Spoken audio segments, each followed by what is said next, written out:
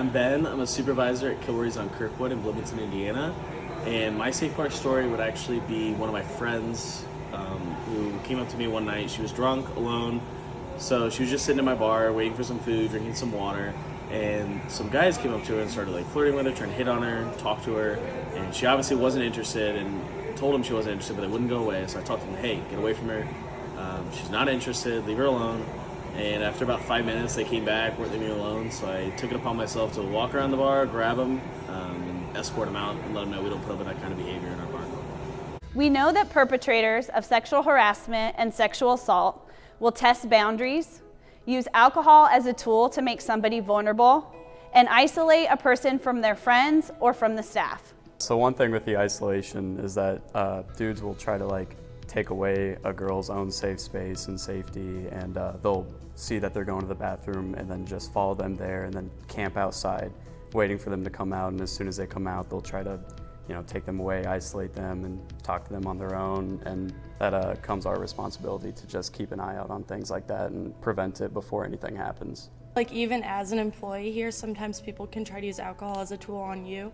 As a bartender or even as a server, if you're the one providing the alcohol, they can ask you to take shots with them, and sometimes you feel like you have to at least entertain them if you're trying to make a tip. For the longest time, we've talked about bystander intervention as though there is only one solution: to be a hero and do something directly.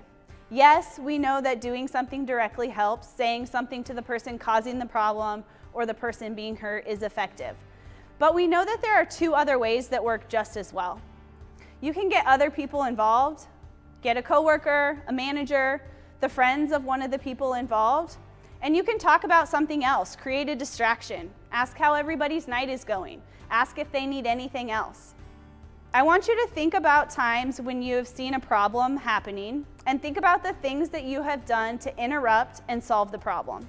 I was behind the bar and I saw my girlfriend's friend come up, and I could tell she was drunk, and a guy was trying to buy her a shot.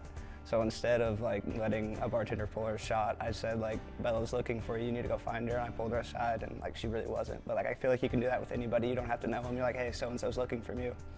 And if they want out of the situation, they're gonna be like, okay, yeah, I'm gonna come with you. Behind the bar, we've noticed a lot, or a few times I guess, that a guy will go up and order a whole tray of shots for just one or two girls, and that puts them in a bad place to take most of them, if not all of them. So I've grabbed a manager or a door guy and said, hey, can you keep an eye on this girl and make sure she's all right? I don't want her to get in a bad situation after this. We're working towards the long-term goal of culture change. To get there, we have to be having these conversations about active bystander skills and supporting each other every night of the week. When a new employee starts, what can you do and say to let them know that we believe in a safe night out for everyone?